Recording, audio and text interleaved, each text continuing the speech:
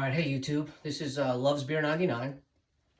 Today I'm going to be doing a video on how to improve offhand shooting for those shooters who compete in across the course matches for NRA and CMP. I doubt this is going to help you if you're a hunter or if you're a three-gun shooter, silhouette, or whatever else you're doing out there. This is for a very specific and targeted audience. This is also not for shooters that are just starting, beginners. It's probably not going to help you all that much. And it's also not for shooters that are already shooting in the high 190s on average offhand. Okay? This video is intended for those shooters who shoot expert to master, who shoot really well in rapids and really well in slow prone, but just struggle in offhand. Like you're shooting 180s, 175s, 183s, and you want to be shooting 190s and better in offhand. The video that I'm going to present to you now is based on a lot of observation that I've done over a bunch of years with myself shooting and watching other people shoot and helping them shoot. I'm a pretty good offhand shooter, actually. So when I was shooting in competition, I stopped about last year. On most days, I was shooting 190 or better. Bad day, 188. Good days, 195. Horrible day was like a 185. But a lot of people are shooting 185 at the top of their game, and they're shooting way below that on average. So hopefully this is going to help you out. I'm not going to go over all the positioning and the stance. I'm not going to do a front to back on how to shoot offhand. It's intended to focus on just a couple of the struggle spots that people have when they're shooting offhand. One is natural point of aim. Again, these are my observations. One is positioning their feet, which helps with natural point of aim. And the other one is focus on your reticle, your dot, on your whatever your sighting system is. So one of the concepts we're going to talk about is called something I call fighting your hold. And I'm going to explain that in a few minutes. But first, I want to start with a visual, because I think if we ask anybody, what does your natural point of aim mean, they could describe it to you. But I want to show it to you in a way that it's going to hopefully click something in your head, because it did this for me. So this is a slinky I have here.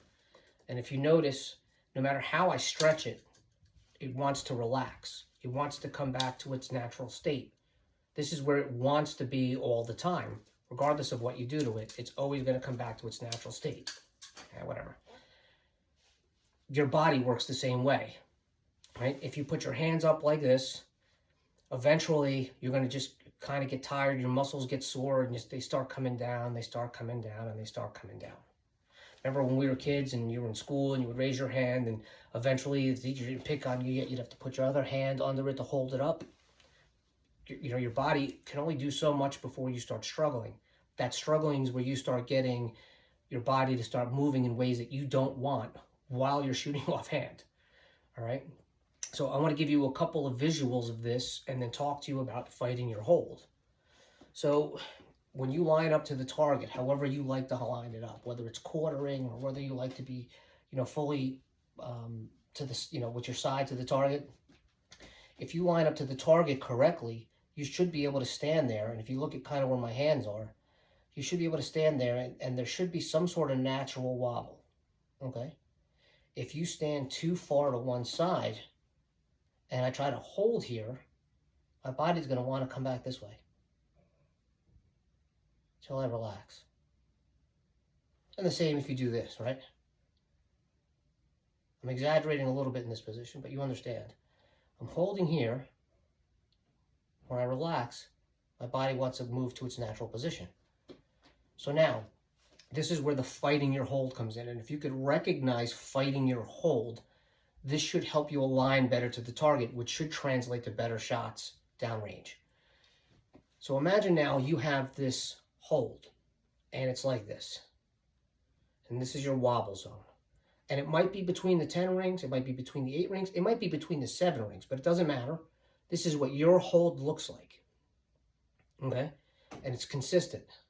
Now imagine throwing in a body twist to that. It's going to look more like this. Right? Now throw in your wobble. All of a sudden your hold gets pretty nutty. Right? So you're not just holding in one position, you're also now trying to fight it. Left and right, up and down, and it gets really nutty at this point. So this is the importance of natural point of aim and how to find it. If you're holding on to target, you should be able to make sure your body's relaxed. How do you tell if your body's relaxed? Pay attention to yourself. Does your stomach feel tight? Do your knees feel like they're twisted? Do your ankles feel like they're twisting? If you take a breath, do you shift? So if I'm here and I come this way, as soon as I take a breath, my body wants to, again, when I exhale, it wants to relax. It wants to come back into this position. So if I'm doing this, I'm clearly not in my natural point of aim, even if I'm not wobbling up and down. Okay? So this is the concept of fighting your hold. Try this anywhere you want. Try it on the range, at a target. If you're dry firing your house, you should be able to, at some point, gun is empty. Okay? You should be able to mount your gun, close your eyes, find a spot on the wall or your target, wherever you're aiming at. Make sure your stomach's not tight, you're not twisted, your knees aren't twisted, your feet aren't twisted, and just find a spot, and wherever that spot is, just hold on it. And you'll see that you can hold on a spot. The question is how do you find the spot that you want to hold on, right? And this is where the whole feet shifting comes in now too. So I know that when I started shooting, I learned that once you plant your feet, you don't move them. It's total bullshit. It's absolutely not a true thing. You should absolutely move your feet if you're not aligned to the target. If you're perfectly aligned to the target and your body's relaxed when you're shooting and you only have to deal with a wobble, not a fight in your hold position, then don't move your feet. All right? But I've seen people line up to the target and not feel comfortable, and they don't move their feet. They think they're planted and that's it. So here's a couple of pieces of advice for you on moving your feet. One, line up to your target. If you don't like where it is, before you even pick up your gun, move. Sometimes instead of moving this way or feeling, which sometimes just take a step back. Now I feel like I'm aligned to the target. Then move your stool up to match it or forward. Okay? Put yourself in that best position, twist your body a little bit, and then find where you're relaxed. Keep your arms down, keep your stomach here. If you're doing this and you're twisting your body, you'll start, just hold it there for a minute. You'll start feeling pain in your stomach. You'll feel that your stomach is cramping because you're holding that position. If you're twisting like this, you'll feel that your knees are twisting or your ankles are twisting. So just relax and see where you want to stand. Then pick up your gun, mount it, and find where you want to be. And sometimes you take a big space, or I do anyway. I take a big, a big step. Okay, so I'm more or less lined up. Put the gun down, and I do it again. I take a dry fire shot at this point. Now, you could move your feet in several ways. I like to, if I have to move my feet front or back, pick up on my toe, and then slide my foot forward, or slide my foot back. Same with my front foot. I know some people only move their back foot to pivot. I like to move my front foot. Sometimes my back foot feels fine. I just want to take my front foot, slide it back a little bit. And then I'll settle in. Sometimes I'll just take my feet and literally just point my toes in this direction and watch. If I'm standing here with my toes out that way, and I literally just take my front foot and turn my toe this way, my body turns.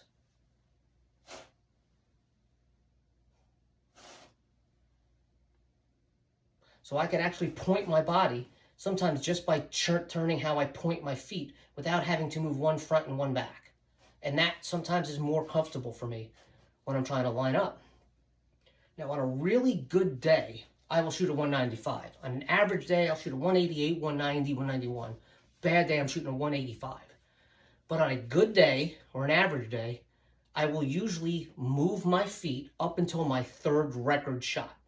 And that's fine. Even if I hit a 10, I'd just be like, you know what? I didn't like the way that felt. My stomach was a little tight. My knee felt a little weird. I'm going to straighten this out. Okay, now I'm taking the rest of my shots. If on a really, really bad day, if I can't find my natural point of aim, I might move my feet through my whole first string, and then I know I'm having a bad day. But hey, we all have them. It's not that big a deal. You move on to your next day, right?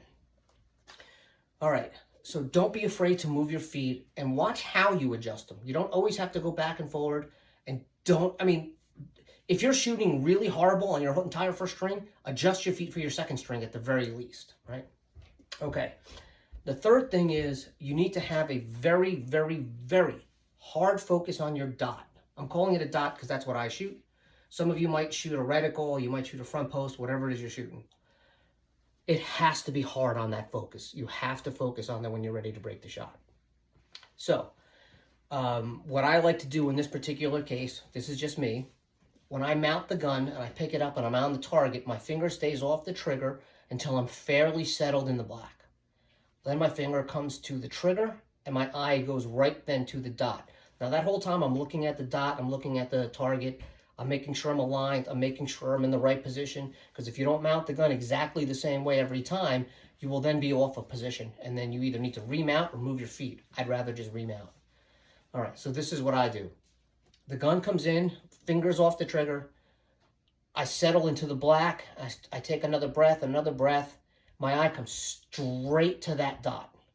Now, that dot is still going to be moving, but it's going to be moving in a lot smaller space than you visually can see, and you have to trust that. If your natural point of aim is straight down to the target, and you're focused on that dot, you will be in the black, okay? If your natural point of aim is not, you're going to be off when you shoot, right? So you're going to be off to the right, to the left, because again, you're fighting your hold. Now you can call your shots by focusing on that front sight. You'll know that, hey, I shot, just put it this way. I shot at 3 o'clock. I shot at 6 o'clock. I shot at 1 o'clock. You might not pick if it's an 8 or a 9 or a 10, but you know you went in that direction. Eventually, you should be able to call the ring that you're in. Hey, I'm at a 10 at 1. I'm at a 9 at 9. I'm at an 8 at 6. And then sometimes, again, if you're focusing on that sight really hard, it'll be a lot closer than you think it is. So you might say, well, it's an 8 at 6. You might come up a 9 at 6. Because that dot's not moving as hard as you think it is. But if you're not focused on that dot, when you're taking that shot, you will not be able to call your shots as well, and that's going to not help you become a better shooter, being able to call your shots. Now, there are times when I take that shot and my eyes come off the dot totally. I can't tell you where the hell the bullet went. None. I'm focusing on the dot. For some reason, my eye slips. I look at the target, break the trigger. I'll call it, an 8 at 1, and it comes up an X, or it comes up a 7 at 5. Completely anywhere. It could be anywhere on the target at that point. All right, so that's kind of my advice for you guys that are struggling with offhand. If you're struggling with offhand, but you're shooting everything else really well, you know how to shoot. It's just a matter of refining your technique. A lot of people have different techniques that they like to do. This is what I'm offering you, is pay very close attention to what your body feels like, how tight are your muscles, where are your knees, where are your ankles and your feet. Try to align it and try to recognize that wobble and practice that on like even a blank wall, or at, like I said, at any random thing that you happen to pick up that rifle, and so you can recognize it. And if your body's doing this too much and you keep moving to one side or the other side, you know that you're not aligned to that target. So you either need to you need to shift your feet, or you need to move your position, or you need to remount that gun. Right? But I'm assuming the whole time you're mounting it the same way every time. All right? And don't be afraid to move your feet.